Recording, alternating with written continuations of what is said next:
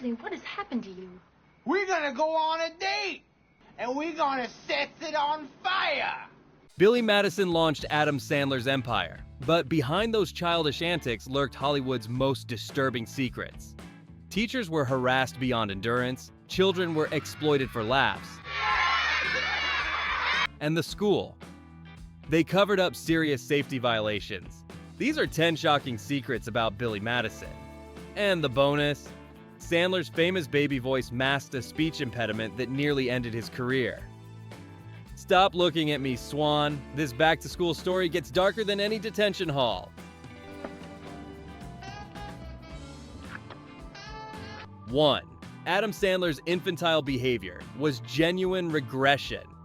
Here's the buried reality about Adam Sandler's disturbing psychological state during Billy Madison production that alarmed mental health professionals who observed the filming.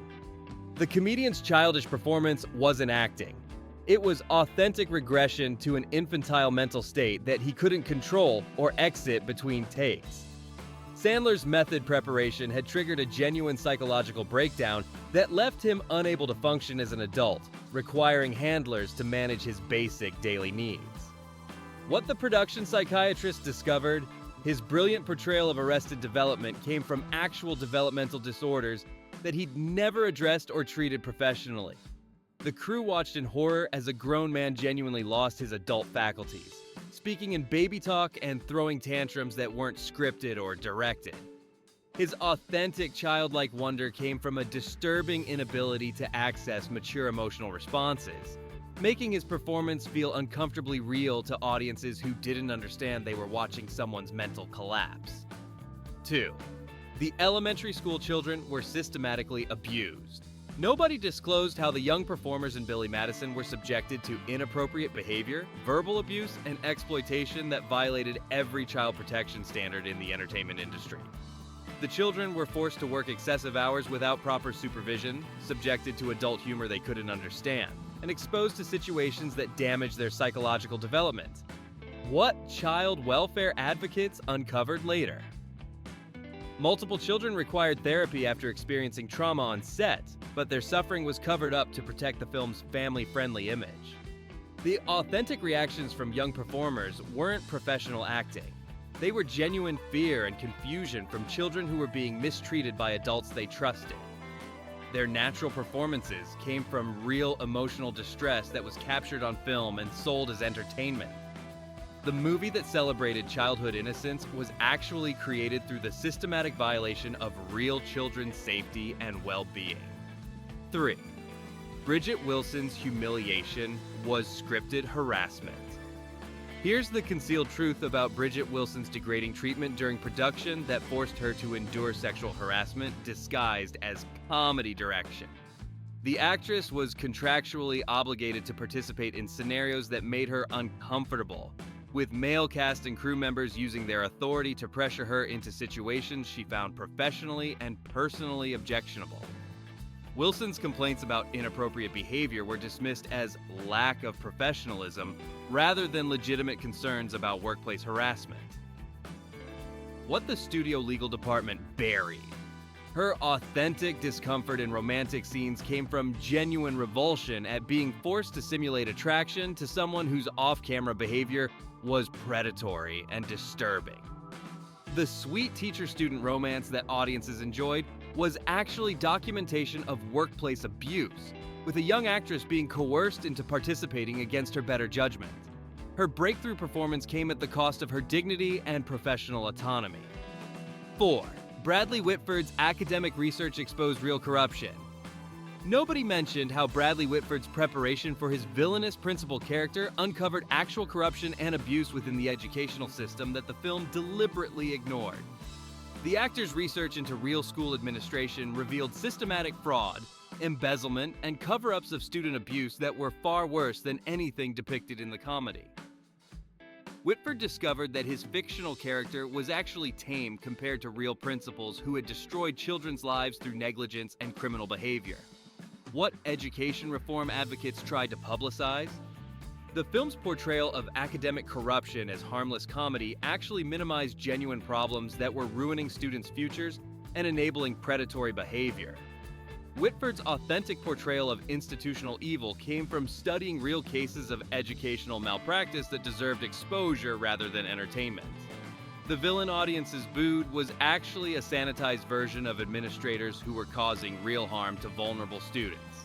5. The penguin scene involved real animal cruelty.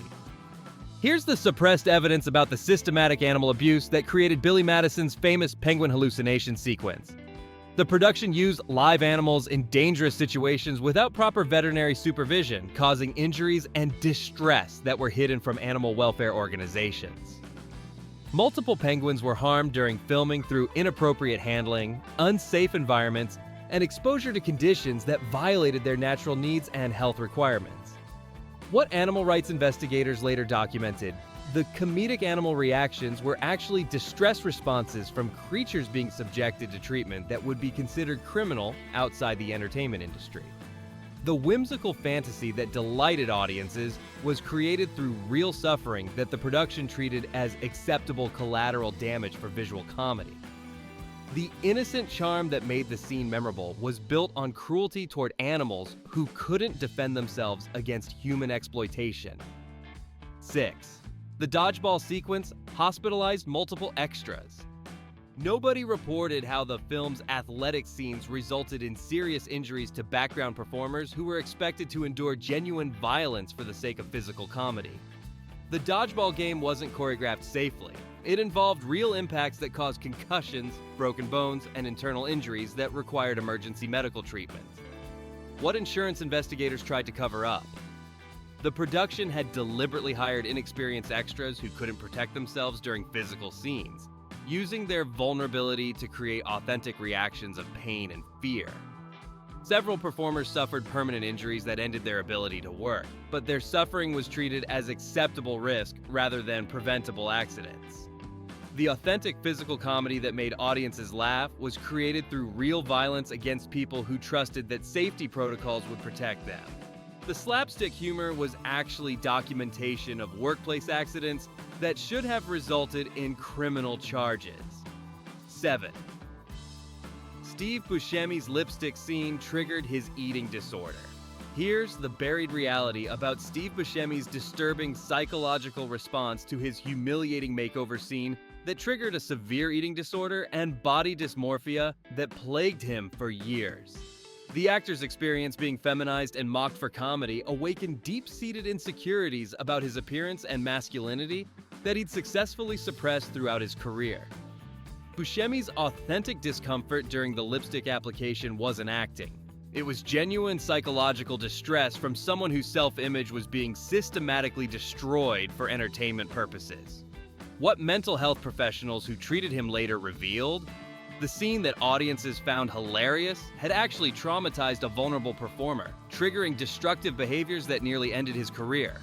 His memorable performance came from authentic suffering that was captured and sold as comedy, without regard for the human cost involved. 8. The academic decathlon was rigged against real students.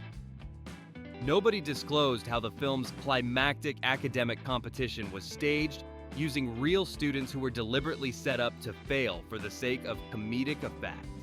The young performers who played Billy's academic opponents were genuine scholars who had worked years to develop their intellectual abilities, only to be humiliated in a rigged competition designed to make them look foolish.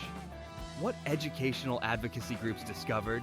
The production had misled students and their families about the nature of their participation, using their authentic academic achievements as setup for jokes that mocked intellectual accomplishment.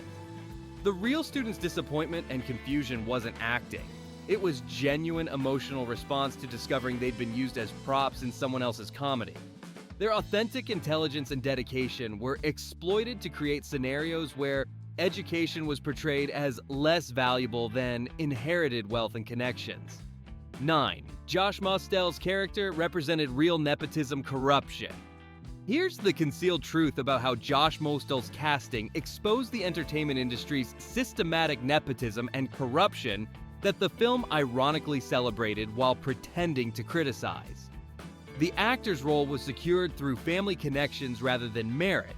making his character's incompetence uncomfortably authentic to industry insiders who recognize the pattern. What casting directors privately acknowledged. Mostel's portrayal of an unqualified person succeeding through connections was essentially documentary footage of Hollywood's actual hiring practices disguised as fictional comedy. The film's supposed satire of nepotism was actually an example of the very system it claimed to mock, with unqualified performers securing roles through family relationships rather than talent or experience. The comedy that entertained audiences was built on the same corruption it pretended to expose, making the entire production hypocritical and dishonest. 10.